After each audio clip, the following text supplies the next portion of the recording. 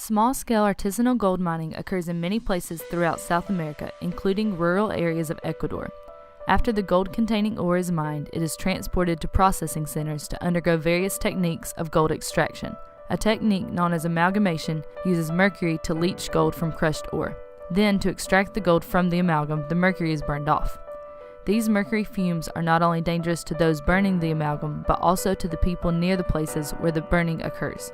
Data collected in Portovela and Zaruma, Ecuador, show that the fumes from mercury processing can raise mercury concentrations in the air to dangerous levels at the site of burning and also throughout the area around the site.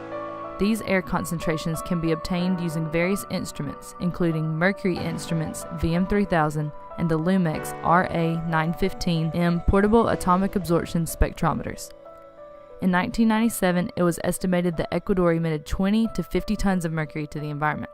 About 70% of this total goes to the atmosphere as mercury vapor during the amalgam burning process. According to Lumex and VM3000 readings, this vapor spreads through the small communities, from the processing centers to the gold shops where the amalgams can be sold. Data readings show that mercury levels outside of the gold shop consistently reach well over 200 micrograms per cubic meter. Restaurants, schools, and grocery stores can be found neighboring these shops, so kids and families are also affected by the mercury contamination. There are various studies that show a range of health problems associated with mercury exposure. The World Health Organization gives a comprehensive list of symptoms due to the mercury intoxication and elevated blood mercury levels in children. Affected children may show red cheeks, nose and lips, loss of hair, teeth, and nails, subtle rashes, muscle weakness, and increased sensitivity to light.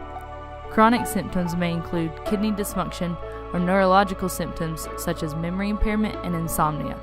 The World Health Organization reports that symptoms begin after long-term exposure to air mercury levels as low as 100 micrograms per cubic meter.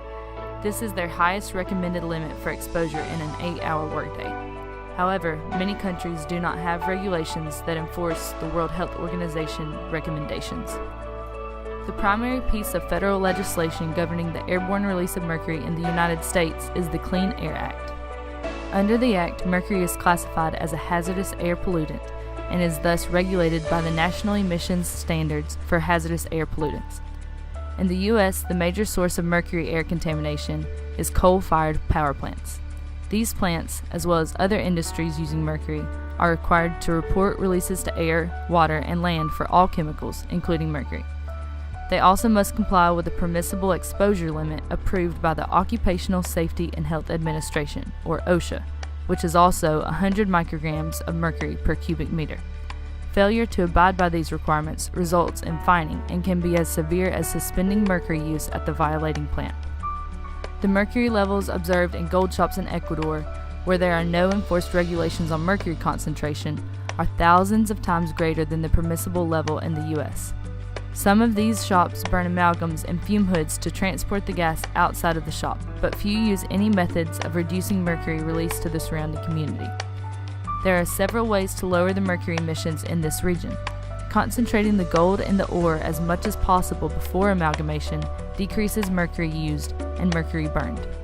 A retort is an efficient and economic tool that can be used to capture mercury fumes. As the mercury gas travels through the retort, it is cooled and collected as mercury liquid.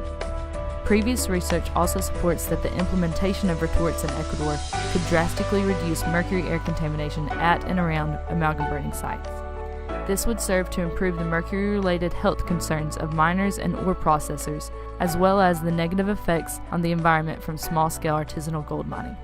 Also, enforced regulations on mercury gas levels could propagate the use of retorts and make miners, processors, and gold shop owners use mercury more sparingly.